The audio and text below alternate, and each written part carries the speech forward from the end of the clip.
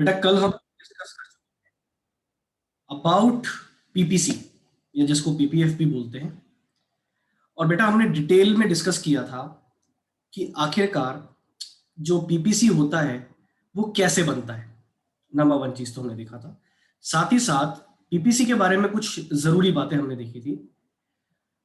एक पॉइंट ऐसा होता है बच्चों, अगर मैं जल्दी से रिवाइंड करवाऊं तो आपको बताऊं, एक पॉइंट ऐसा होता है जहां पे आप यूनिट ए जो है या फिर गुड्स ए बोले हम, जिसका नाम हमने यहाँ गन्स दिया था, गन्स को मैक्सिमम बना सकते हो, मैक्सिमम प्रोडक्शन कर सकते हो। लेकिन अगर ऐसा करते हो तो सारे रिसोर्सेज आपके कहाँ लग चुके हैं? गन्स में। तो आप बटर का प्रोडक्शन बिल्कुल भी नहीं कर पाओगे।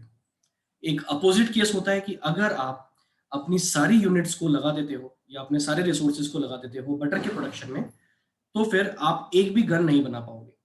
ठीक है। लेकिन जो आपका प्राइमरी गुड है, मतलब जो आपका सेक्रीफाइसिंग गुड है जिसको स्टार्टिंग में आप बनाते थे, वो है बेटा गन। और जो आपका प्राइमरी गुड होता है, जो आपका स्टार्टिंग वाला गुड होता है, जो सेक्रीफाइसिंग गुड होता है, उसी में आपके रिसोर्सेज ज्यादा एफिशिएंट और ज्यादा प्रोडक्टिव होते हैं। अगर आप अपने रिसोर्सेज को उस गुड से निकाल करके कहीं दूसरे गुड्स में लगाते हो तो बेटा उनकी एफिशिएंसी और प्रोडक्टिविटी कम होती है। इसीलिए हमने देखा, एक बात तो बड़ी कॉमन सेंस वाली थी कि भाई एक यूनिट अगर आप गेन करोगे बटर की तो गन्स छोड़नी पड़ेगी, वो तो पक्की बात है। लेकिन कितनी ज्यादा छोड़नी पड़ेगी, ये कुछ जरूरी बात थी जो मैंने आपको समझाई थी इन डिटेल। ठीक है। और बेटा जैसे जैसे एक एक एक्स्ट्रा यूनिट ऑफ बटर आप बनाते जाओगे, वैसे वैसे आपके सेक्रीफाइस की क्वांटिटी गन्स की बढ़ती जाएगी। बिकॉज अब आपको ज्यादा रिसोर्सेज चाहिए होंगे बटर बनाने के लिए। क्यों? क्योंकि आपके जो रिसोर्सेज हैं, जो गन्स बनाते थे, वो इतने एफिशिएंट नहीं है कि वो बटर के प्रोडक्शन में उतना ही काम कर पाए। ऐसा नहीं हो सकता कि सारे रिसोर्सेज को आप गन से हटा के बटर पे लगा दोगे तो वो 21 गन वहां पे बताते बनाते थे, यहाँ पे 21 बटर बना देंगे। और कभी भी दो गुड्स हमेशा एक सेम क्वालिटी के नहीं होते या सेम एस्पेक्ट के नहीं होते। ये भी हमें याद रखने की बात है। ठीक है। तो बेटा ये हमने कल डिस्कस किया था। और ये तो मैक्सिमम एक पॉइंट था जहां पे मैंने आपको ये बताया था कि यहाँ पे ओनली गन्स बनाते हैं, यहाँ पे ओनली बटर बनाते हैं। इसके बीच में जितने पॉइंट थे B C D E F, ये सारे बेटा थे आपकी पॉसिबिलिटीज या कॉम्बिनेशंस। ठीक है। जहां पे आप क्या कर सकते हो, रिसोर्सेज का अच्छे से अच्छा यूज करके आप इन प्रोडक्शन यूनिट्स को अचीव कर सकते हो। इसकी इतनी तो उसकी उतनी, इसकी इतनी तो उसकी उतनी, इस तरह से आप कॉम्बिनेशंस बना सकते हो। ओके। यहां तक हमने कल डिस्कस कर लिया था। ठीक है। और मैंने बेटा आपको कल दो चीजें और पढ़ाई थी। वो थी मार्जिनल अपॉर्चुनिटी कॉस्ट, एमओसी। और एमओसी सबको पता है क्या होता है। एमओसी होता है कि अगर गेनिंग यूनिट में एक चेंज होता है तो गन्स में कितना चेंज होगा। अगर गेनिंग वाले गुड्स में एक यूनिट का चेंज होता है तो सेक्रीफाइसिंग वाले गुड में कितना सेक्रीफाइस आपको करना पड़ता है। ठीक है। तो वो जितना करना पड़ता है वही अपॉर्चुनिटी कॉस्ट कहलाती है। उसी को हम कहते हैं अपॉर्चुनिटी कॉस्ट। कौन सी? मार्जिनल। मार्जिनल का मतलब होता है विद एन एडिशनल, एक एडिशनल यूनिट ऑफ बटर के लिए how much units of guns you have to sacrifice, उसी को हम कहेंगे मार्जिनल अपॉर्चुनिटी कॉस्ट। ठीक है। और बेटा एक बहुत खास बात हमने देखी थी, एमओसी की एक बहुत खासियत होती है, एक स्पेशलिटी होती है। क्या होती है? कि जो मार्जिनल अपॉर्चुनिटी कॉस्ट है वो रेगुलरली इंक्रीज होती है, रेगुलरली बढ़ती रहती है। और इसका रीजन मैंने आपको डिटेल में पढ़ाया था। उसका रीजन ये है बिकॉज दो गुड्स कभी भी एक सेम एफिशिएंसी सेम प्रोडक्टिविटी वाले नहीं होते। और आपने अपने रिसोर्सेस को प्राइमरीली जिस गुड में लगा रखा है, अगर वहां से आप उन रिसोर्सेस को शिफ्ट करते हो तो उन रिसोर्सेस की प्रोडक्टिविटी कम होती है। और अब वो वैसा परफॉर्म नहीं कर पाएंगे जैसा वो कहाँ करते थे पहले, गन्स में करते थे। ठीक है। बटर में जाकर के वैसा परफॉर्म नहीं कर पाएंगे क्योंकि वो जो बने थे वो गन्स के लिए थे। लेकिन अगर आप वही काम उनसे बटर में करवाना चाहते हो, बेशक resources are resources, they will work, but how many, how much, to the what extent, ये भी हमें याद रखना है। किस हद तक वो काम कर सकते हैं बेटा, उस हद तक तो नहीं कर सकते जैसे वो वहां पे करते थे गन्स में। ठीक है। इसीलिए जब भी आप बटर की एक एक्स्ट्रा यूनिट लेते थे तो आपको ज्यादा यूनिट ऑफ गन्स छोड़ना पड़ता था। जैसे जब आप 0 से 1 पे गए तो बेटा आपका सेक्रीफाइस इतना था, ये मैंने कल बताया था, एक बार फिर बताया था। जब आप 0 से 1 पे गए, जब आप 0 से 1 पे गए तो बेटा आपका सेक्रीफाइस इतना था। जब आप 1 से 2 पे गए, देखो गेन 1 यूनिट का ही है, 1 यूनिट का गेन यहाँ पे, 1 यूनिट का यहाँ पे भी 1 का, यहाँ पे भी 1 का, और यहाँ पे भी 1 का। गेन तो आप एक एक यूनिट का ही कर रहे हो, बटर को आप इंक्रीज कर रहे हो एक एक करके। लेकिन अगर हम बात करते हैं सेक्रीफाइस की, तो बेटा देखो सेक्रीफाइस आपका यहाँ पे छोटा सा था, उसके बाद यहाँ पे थोड़ा और बड़ा हो गया, यहाँ पे और बड़ा हो गया, यहाँ पे सेक्रीफाइस और बड़ा हो गया, यहाँ पे सेक्रीफाइस और बड़ा हो गया, और यहाँ सेक्रीफाइस सबसे ज्यादा हो गया। मतलब ये सेक्रीफाइस ही कहलाता है मार्जिनल अपॉर्चुनिटी कॉस्ट। ये आपकी बढ़ती जाती है, बढ़ती जाती है, बढ़ती जाती है, बढ़ती जाती है। ठीक है, ये याद रखना है। ये कुछ बातें हमने कल डिस्कस की थी, और हमने एमआरटी भी डिस्कस किया था, मार्जिनल रेट ऑफ ट्रांसफॉर्मेशन। बेटा मुझे कौन बताएगा इसका फॉर्मूला क्या था, एमआरटी का, मार्जिनल रेट ऑफ ट्रांसफॉर्मेशन का फॉर्मूला क्या था, कौन बताएगा? बिना देखे जल्दी से बताना।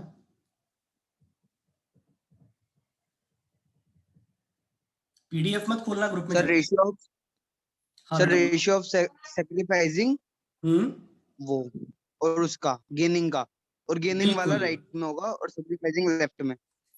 ओके, ये तो बेटा आपने मीनिंग बता दिया इसका, कि ratio between the gaining unit and sacrificing unit. Okay, एक यूनिट आप गेन करने के लिए दूसरे गुड्स की कितनी यूनिट सेक्रीफाइस करते हो, इन दोनों के बीच का रेशो एमआरटी होता है। वो एकदम करेक्ट है बेटा। मैं फॉर्मूला पूछ रहा हूं, मैंने फॉर्मूला आपको बताया था डेल्टा वाला, चेंज वाला।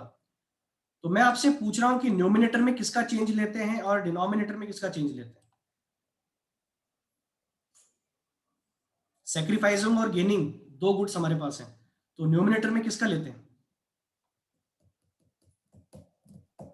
बेटा पढ़ाई हो रही है नहीं हो रही घर पे? Delta sacrifice upon delta gain. Okay, delta sacrifice upon delta gain. Upon में आता है गेन और ऊपर आता है सेक्रीफाइस, बिल्कुल करेक्ट है। Delta sacrificing upon delta gain. ठीक है, तुम लोग तैयार रहो बेटा, जितना हो चुका है ना उसका टेस्ट ले रहा हूं मैं आप लोगों का। ठीक है, इसलिए प्रिपेयर्ड रहना बिल्कुल। चलो, ये एमआरटी की बात होगी। अब बेटा हम जरूरी टॉपिक पे आते हैं, ये तो कल वाला रिवीजन हो गया। बेटा माइक किसका चालू है ये? एक सेकेंड। तेजस चौहान, बेटा आप न्यू स्टूडेंट हो तेजस, या फिर कोई अभी स्टूडेंट ने दूसरे लिंक से ज्वाइन किया है?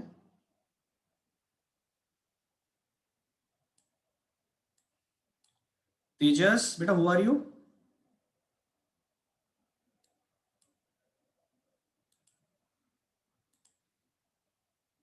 तेजस कौन है बेटा? आप लोगों में से किसी ने तो ज्वाइन नहीं किया दूसरी आईडी से? बच्चों फाइनल आंसर देने को जल्दी से।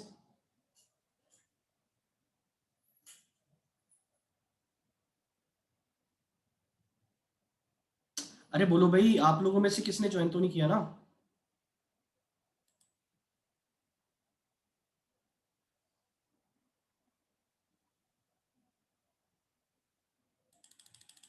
क्या प्रॉब्लम हुई है?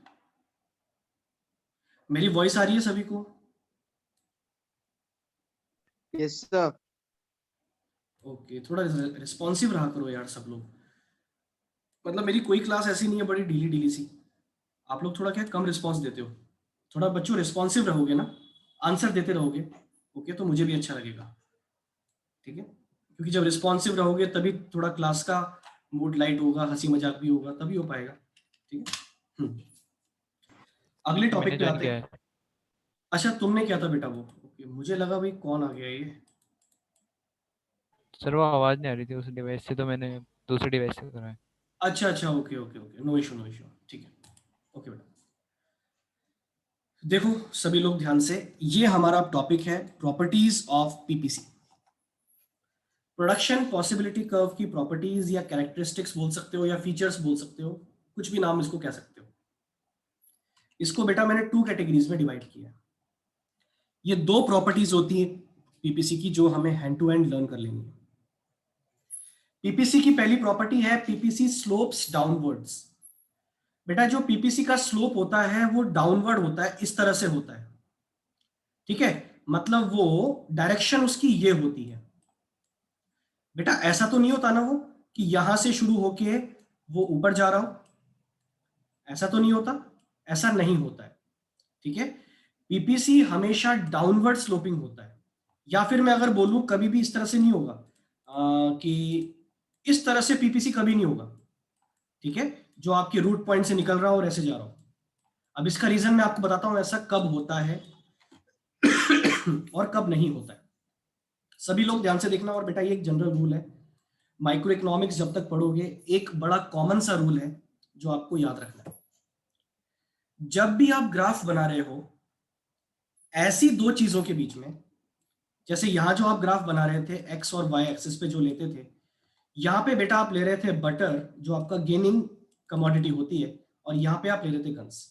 बेटा जब भी जिन दो चीजों के बीच में ग्राफ बनाया जा रहा है उनके बीच का रिलेशन अगर इनवर्स है, ध्यान से सुनना, नेगेटिव रिलेशन है, अगर उनके बीच का रिलेशन इनवर्स है तो हमेशा कैसा भी कर्व हो, उसका शेप कैसा भी हो, मैं शेप की बात नहीं कर रहा हूं अभी, उसका स्लोप कैसा रहेगा, हमेशा स्लोप उसका डाउनवर्ड ही रहेगा।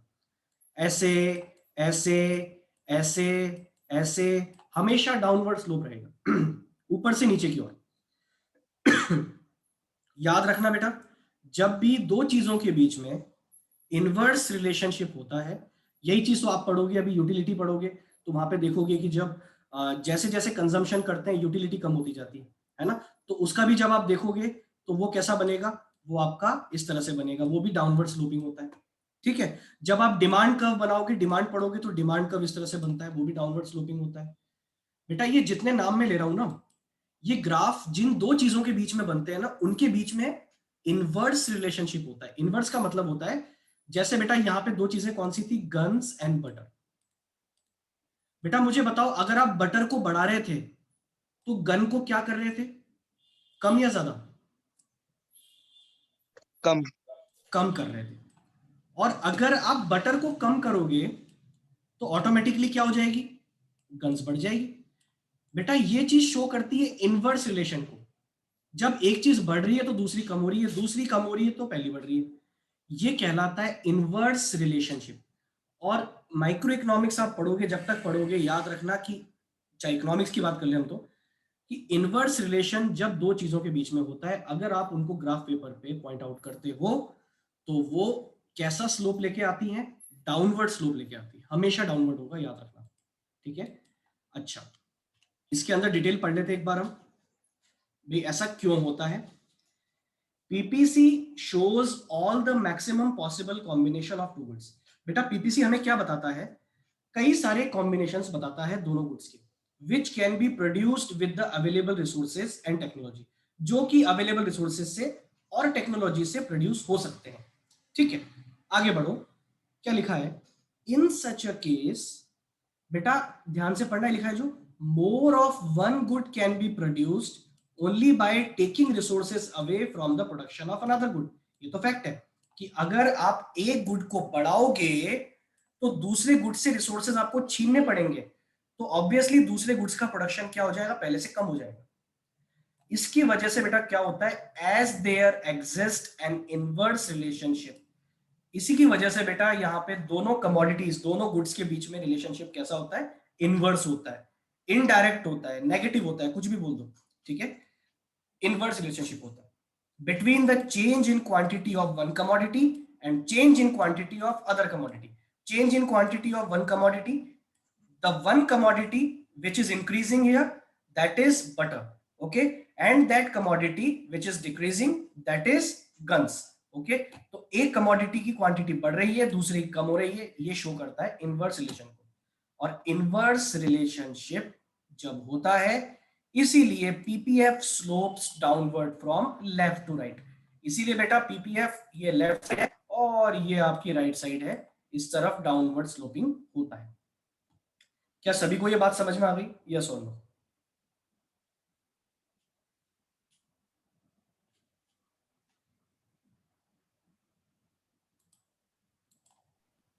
Yes, sir.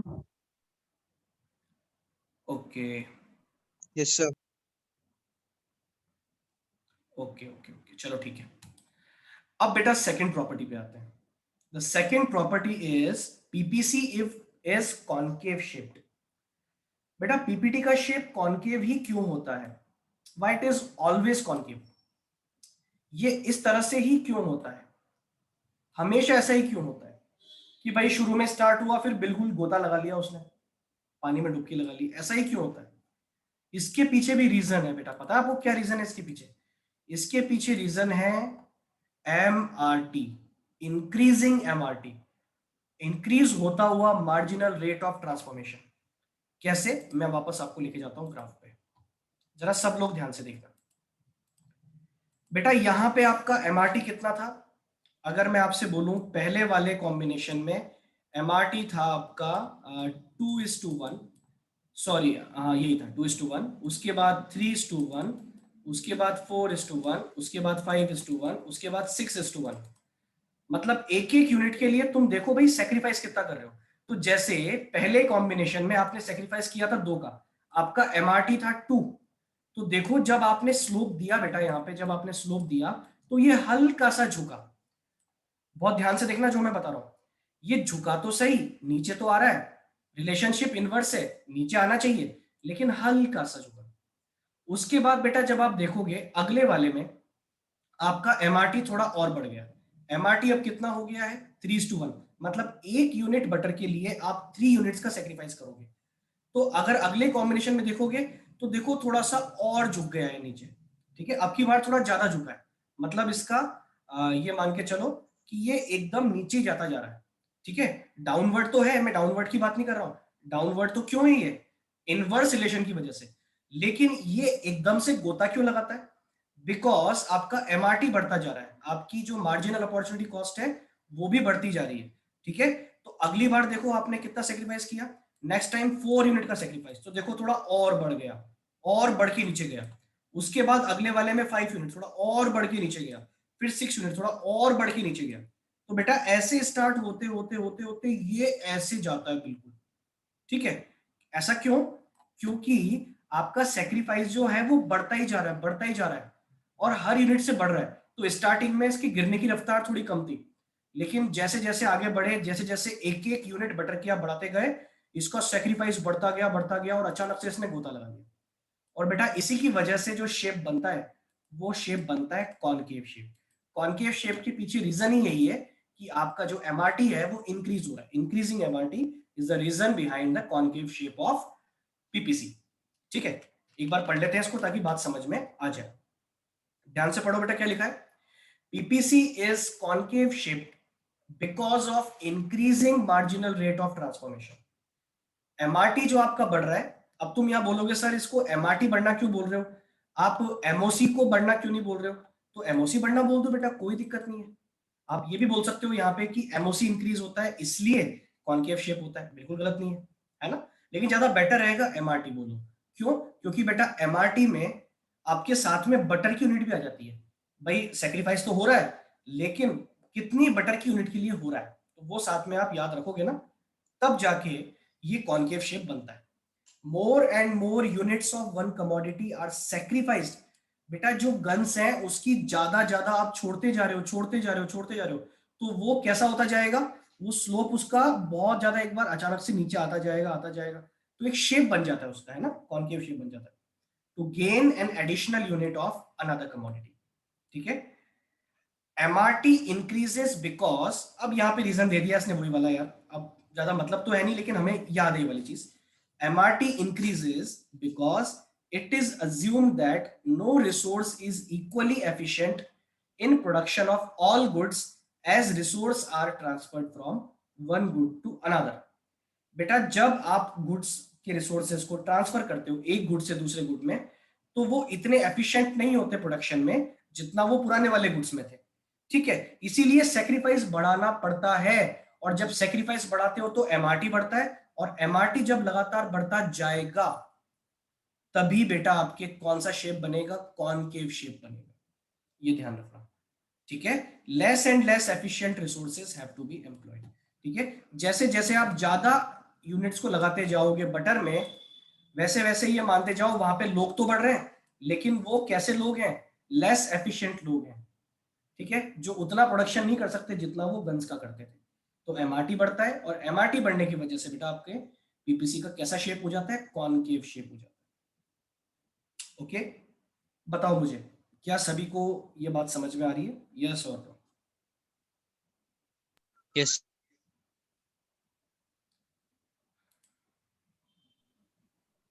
Yes, sir. Kritika Solanki, बेटा आपका आंसर नहीं आता है? नहीं आता है तो पूछो मुझसे, क्या नहीं आया बेटा समझ में, बोलो। सर आ रहा है। ओके, तो बेटा रिस्पॉन्स दिया करोगे ना क्लास में, आपको भी अच्छा लगेगा, मुझे भी अच्छा लगेगा। चलो ये बेटा प्रॉपर्टीज की बात हो गई। 2 प्रॉपर्टीज हमने पढ़ी हैं, याद रखना, PPC slopes downwards and PPC is concave shape. PPC का स्लोप डाउनवर्ड होता है, स्लोप की बात हो रही है तब शेप की बात नहीं हो रही है। स्लोप मतलब उसकी डायरेक्शन क्या है, नीचे से ऊपर या ऊपर से नीचे, तो बेटा इसकी डायरेक्शन है ऊपर से नीचे। ऐसा क्यों होता है, क्योंकि यहाँ पे इनवर्स रिलेशनशिप एग्जिस्ट करता है दोनों कमोडिटीज के प्रोडक्शन के बीच में, ठीक है। और दूसरा हमने पढ़ा प्रोडक्शन पॉसिबिलिटी कर्व जो है वो कॉनकेव शेप का होता है, ठीक है। और ऐसा क्यों होता है, इंक्रीजिंग एमआरटी की वजह से। अब बेटा एक जरूरी बात पे मैं आता हूं, ठीक है। अब बेटा एक बहुत इंपॉर्टेंट क्वेश्चन रेज होता है जिसका हमें अगला टॉपिक भी पढ़ना है। क्या एक इकोनॉमी पीपीसी पर वर्क करती है? क्या एक इकोनॉमी पीपीसी पर होती है हमेशा? क्या एक इकोनॉमी जिसमें गन्स और बटर्स बन रहा है, क्या उस इकोनॉमी में हमेशा प्रोडक्शन पीपीसी पे होगा, चाहे कोई सा भी हो, चाहे ए पॉइंट हो, चाहे बी हो, चाहे सी हो, ये सब तो बेटा पॉसिबिलिटीज हैं, लेकिन क्या पीपीसी पे होता है? तो बेटा इसका कॉमन आंसर है जनरली ऐसा नहीं होता। पता है बेटा पीपीसी पे होने का मतलब क्या है, एक बार ध्यान से सुनना। प्रोडक्शन पॉसिबिलिटी कर्व पे जितने भी कॉम्बिनेशंस है ना बेटा, ये जितने भी कॉम्बिनेशंस हैं, ये पता है क्या शो करते हैं? ये शो करते हैं कि आप पूरी एफिशिएंसी के साथ में जितना आपको आता है, आप दोनों गुड्स का प्रोडक्शन कर रहे हैं, चाहे गन्स हो चाहे बटर हो, ठीक है। अपनी पूरी एफिशिएंसी के साथ में रिसोर्सेस का पूरा यूज करते हुए आप प्रोडक्शन करते हैं। लेकिन बेटा मुझे बताओ, क्या रियलिटी में ऐसा होता है क्या? क्या रियलिटी में एक इकोनॉमी में, जैसे इंडिया हमारी एक इकोनॉमी है, क्या इंडिया में आप जो पीपीसी बनाओगे, चलो आपने पीपीसी बनाया और पीपीसी शो करेगा मैक्सिमम यूटिलाइजेशन ऑफ रिसोर्सेज, कि भाई आपने मैक्सिमम अच्छे से यूज किया और ये पीपीसी बना, लेकिन क्या एक्चुअल में आप अपने रिसोर्सेज का बेस्ट यूज कर पाओगे? क्या इंडिया में ऐसा होता है? क्या लैंड, लेबर, कैपिटल, एंटरप्रेन्योर, क्या इनका बेस्ट यूज हो पा रहा है, बिल्कुल ऑप्टिमम यूज, एकदम बढ़िया यूज, क्या ऐसा हो पाता है?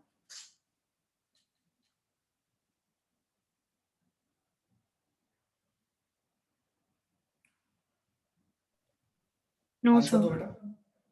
बिल्कुल सही, नहीं होता है बेटा। या तो आप करते हो अंडर यूटिलाइजेशन ऑफ रिसोर्सेस, या फिर आप करते हो ओवर यूटिलाइजेशन ऑफ रिसोर्सेस। या तो आपके पास रिसोर्सेज है लेकिन आप अच्छे से काम नहीं कर रहे हो, आप उसको काम में नहीं ले रहे हो, तो प्रोडक्शन जितना होना चाहिए ना उन रिसोर्सेज से उतना नहीं हो रहा। या फिर आप ज्यादा रिसोर्सेज को काम में लेके कम प्रोडक्शन कर रहे हो, मतलब आप वेस्टेज कर रहे हो। दोनों सिचुएशन बन सकती है। पीपीसी पर होना बहुत बड़ी बात है बेटा, एक इकोनॉमी का पीपीसी पर होना बहुत बड़ी बात है। और पीपीसी पे भले आप कहीं भी हो, तुम ये मत सोचो कि ये वाला पॉइंट बुरा है या ये वाला पॉइंट अच्छा है, या ये वाला अच्छा है ये वाला बुरा है, ये बुरे हैं या ये अच्छे हैं, ये सारे अच्छे हैं। पता है बेटा ये सारे अच्छे क्यों हैं? क्योंकि इन सब में रिसोर्सेस का अच्छे से यूज हो रहा है और बराबर बराबर यूज हो रहा है। इसमें से आप कोई सा भी सेलेक्ट करोगे, अगर एक इकोनॉमी इस डी वाले पॉइंट पे चलती है तो भी वो इकोनॉमी सबसे अच्छे अच्छे तरीके से काम कर रही है, ये माना जाएगा, because it is utilising its resources in its best ways. ये याद रखना, बिल्कुल ऑप्टिमम यूटिलाइजेशन हो रहा है, अच्छे से अच्छे तरीके से यूटिलाइजेशन हो रहा है। लेकिन रियलिटी में ऐसा होता नहीं है बेटा। रियलिटी में पीपीसी पर कोई इकोनॉमी होती नहीं है, या तो वो पीपीसी के अंदर होती है या पीपीसी के बाहर होती है। पीपीसी पर हो तब तो बहुत ही जबरदस्त बात है, मतलब आप बिल्कुल परफेक्टली काम कर रहे हो। लेकिन अगर आप पीपीसी के अंदर हो तो बेटा ये क्या शो करता है, जरा एक बार सोचना और मेरे को बताना, जरा सोच समझ के आंसर देना। जैसे मान लो आपने ये वाला एक कॉम्बिनेशन सेलेक्ट कर लिया, ठीक है, एक ये वाला पॉइंट है जिसमें गन्स तो बन रही है 12 और बटर बन रहे 2, मुझे बताओ कि अगर पीपीसी के अंदर की साइड कोई पॉइंट है, आपकी इकोनॉमी अगर पीपीसी के अंदर वर्क कर रही है, तो मुझे ये बताओ कि ये क्या है, अंडर यूटिलाइजेशन ऑफ रिसोर्सेज है या ओवर यूटिलाइजेशन है, क्या है बेटा ये? Under utilisation. एक आंसर आया है अंडर यूटिलाइजेशन, बाकी लोग भी बताओ एक बार।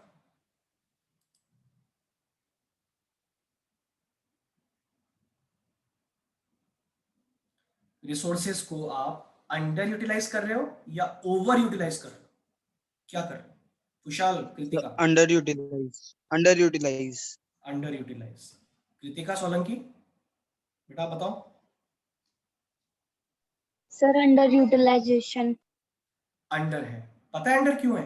क्योंकि आप अगर अच्छे से अच्छा यूज करोगे तो आप पीपीटी पे रहोगे ना, मैंने बताया ना आपको बेटा, पीपीटी वाले कॉम्बिनेशंस ही बेस्ट यूटिलाइजेशन ऑफ रिसोर्सेज बताते हैं।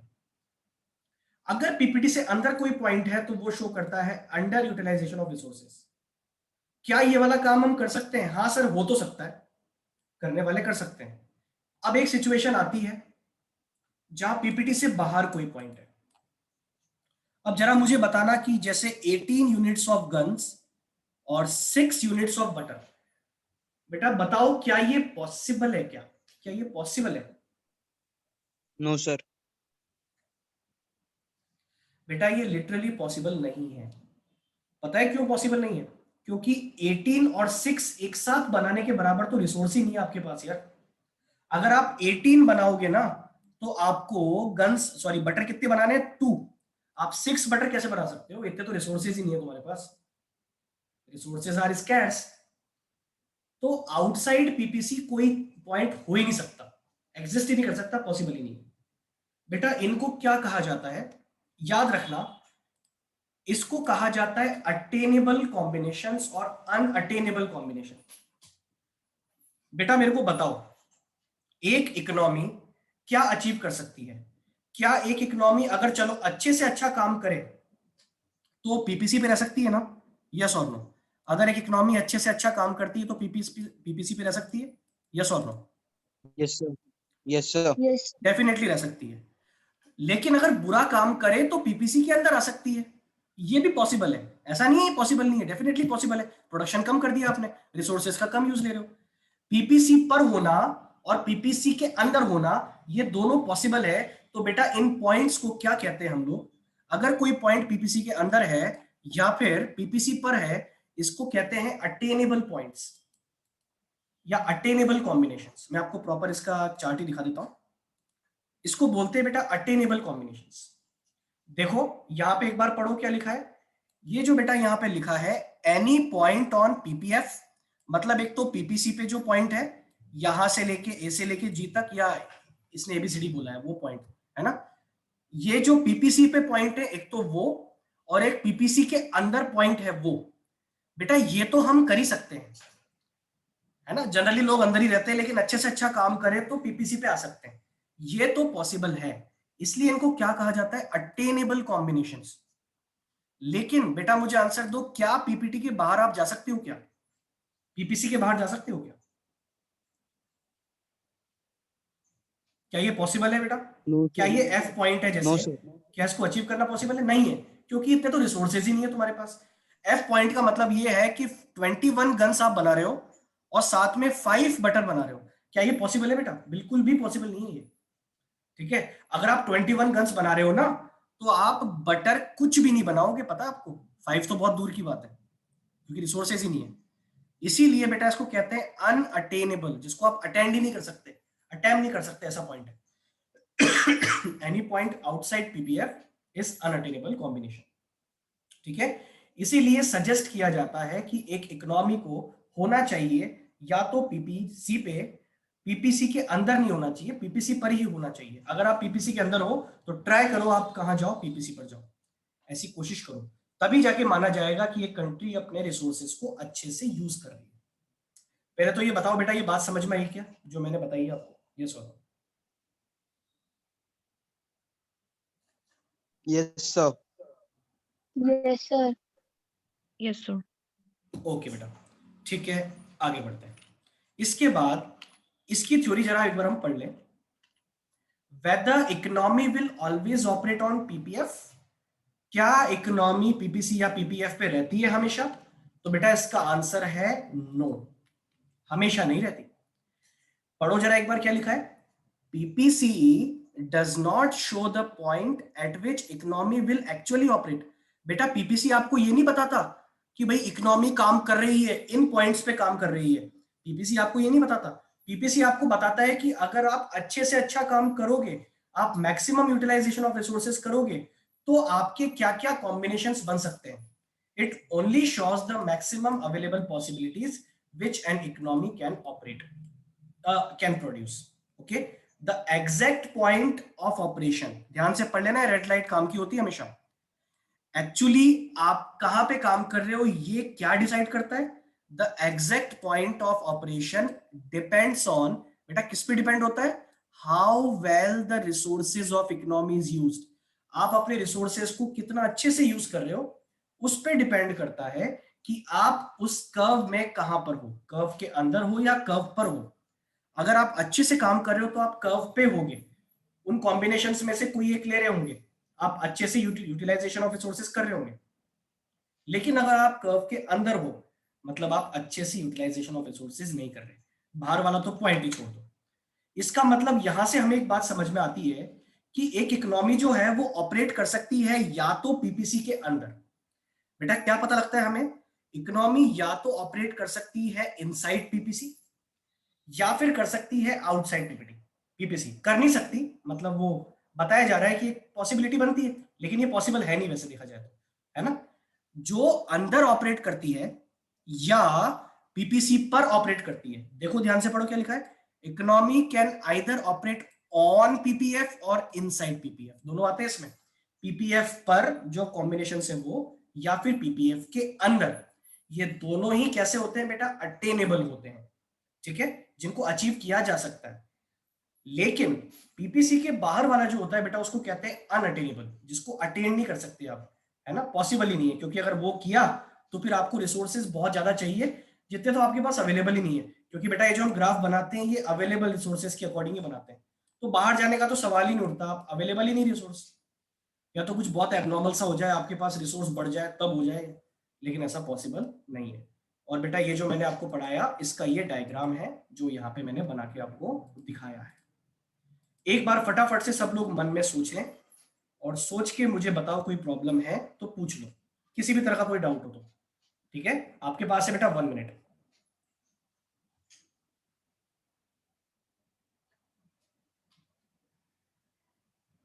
और अगर समझ में आ जाए तो यस सर बोल देना।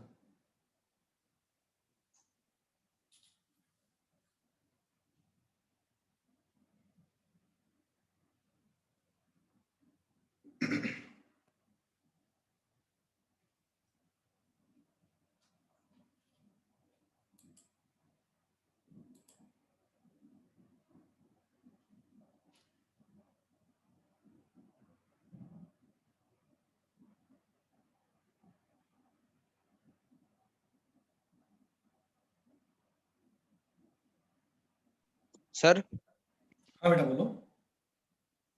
सर हर बार गेनिंग यूनिट को एक्स एक्सिस पे लेंगे क्या? बिल्कुल 100%, ऐसा रूल है बेटा कि आपको एक्स एक्सिस पे लेना है गेनिंग यूनिट को, और वाई पे लेना है आपको जो सेक्रीफाइसिंग कमोडिटी है या सेक्रीफाइसिंग गुड है उसको। ऐसा रूल है। Thank you sir. ओके बेटा, इकोनॉमिक्स क्या है एक्चुअली? बेटा ये एजम्पशंस पे बेस्ड सब्जेक्ट है। यहाँ पे एग्जैक्ट साइंस नहीं है कि आप कुछ भी ए टू जेड कुछ भी कर सकते हो। यहाँ पे जो कुछ मान्यताएं हैं, जो एजम्पशंस हैं, उनको हमें मानना ही पड़ेगा, तब जाके ये रूल्स काम करते हैं, वरना ये रूल्स ही काम नहीं करेंगे। अगर आप उल्टा कर दोगे ना, अगर बटर को यहाँ ले आओगे और गन्स को यहाँ ले आओगे ना, तो बेटा ये कुछ ऐसा बन जाएगा, है ना, और वो चीज़ पॉसिबल ही नहीं है, फिर पीपीसी थोड़ी ना है वो।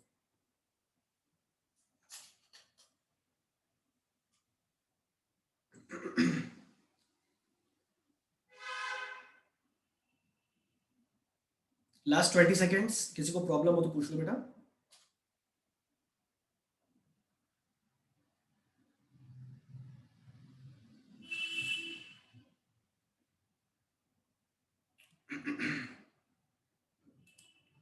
ठीक है, कुशाल बेटा समझ में आ गया सब?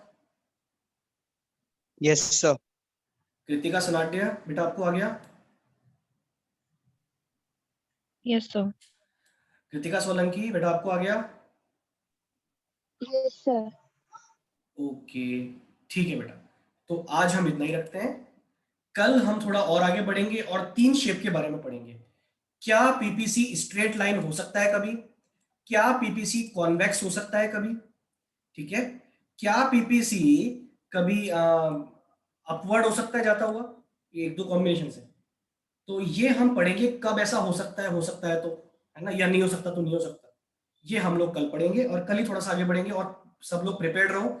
मैं बेटा अब आप लोगों से क्वेश्चन करवाने वाला हूँ, प्रैक्टिकल क्वेश्चन इसके हम करेंगे, तो एमओसी और एमआरटी निकालना सब लोग सीख लें। किसी भी टाइम आपका नंबर आ सकता है, क्लास में पूछ लूंगा मैं, ठीक है? सबको आना चाहिए यहाँ तक का। और यहाँ तक बेटा वर्क भी कंप्लीट करो। ये जितना मैटर मैंने पीडीएफ में पहले भेजा हुआ है, उसके आगे का जो मैटर है पीडीएफ से आगे का, वो मैं अब सेंड कर दूंगा ग्रुप में एज अ पिक्चर, ठीक है? चलिए बेटा, आज के लिए बहुत है, कल मिलते हैं।